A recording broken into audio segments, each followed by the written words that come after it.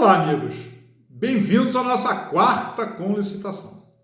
Gostaria de conversar com vocês hoje sobre as contratações emergenciais do período da pandemia, chamando a atenção para uma questão envolvendo normas gerais de licitação, tá certo? Aí surge aquele debate. A legislação que regula as contratações de saúde pública, nesse período da pandemia, elas tratam de normas específicas de licitação? Evidente que não. Elas são normas gerais. E aí surge um debate interessante sobre os entes federados. Eles podem legislar sobre normas específicas de licitação? Melhor dizendo, os estados, os municípios, podem aperfeiçoar a lei geral 13.979 sobre normas específicas de contratação? E aí tive, olhando um acórdão, Supremo Tribunal Federal, ADI 479, relator ministro Gilmar Mendes, envolvendo a Assembleia Legislativa do Estado do Amapá, e quem entrou com a ação foi o governador do Estado do Amapá. A ação envolvia a Lei 1602/2011, que criou o projeto Oportunidade de Reinserção de Apenados, certo? Então, o governador entendia que a Assembleia não tinha competência para isso. E lá na lei, a Assembleia determinou que nos contratos administrativos tinha que ter uma previsão de porcentagem para a inclusão de apenados. Esse é o celema da lei. O Supremo entendeu o quê? Não há nenhum vício, seja de inconstitucionalidade material ou formal. Ou seja, o Poder Legislativo pode legislar sobre normas específicas de licitação.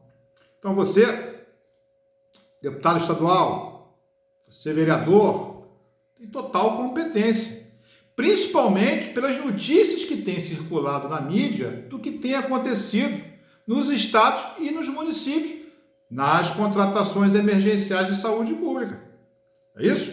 Por que eu digo isso? Porque a Lei 13.979, que regula esse tema, é uma lei temporária, tá certo?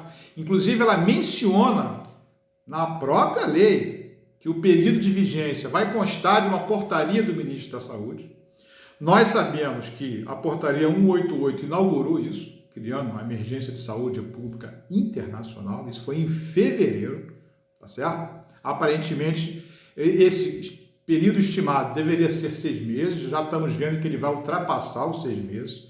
E há situações muito interessantes que você, parlamentar, no estado, no município, pode atuar. Eu cito aqui 3 situações.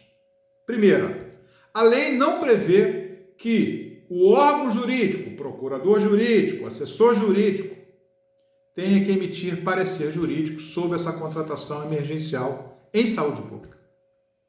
Ou seja, aquele artigo 38 da 8666, um artigo muito importante que não existia no decreto 2.300, obrigou que o jurídico melhorasse os procedimentos através da sua opinião.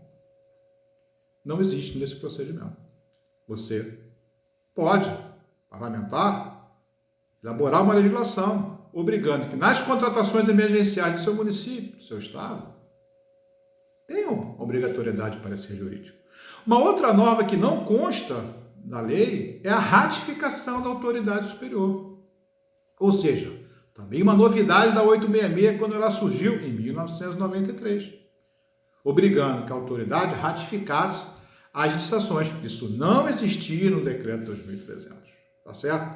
Então, só por aí você pode ver como tem muita norma específica que você pode trabalhar aí no parlamento, ajudando o seu município, ajudando o seu estado ao quê? A melhor fiscalização dessas contratações emergenciais. Outra questão, lá no artigo 4º da 13.979, dispensa a estimativa de preços. Ou seja, quer dizer, o órgão está contratando, mas ele não é obrigado a fazer uma estimativa de preço. Ora, gente, Hoje, com o mundo do digital, a estimativa de preço é a coisa mais fácil do mundo. Como é que uma lei não cria uma previsão e, pior, dispensa isso? Você pode dispor sobre normas específicas de licitação sobre isso, tá certo? Então, essa questão ela é muito antiga.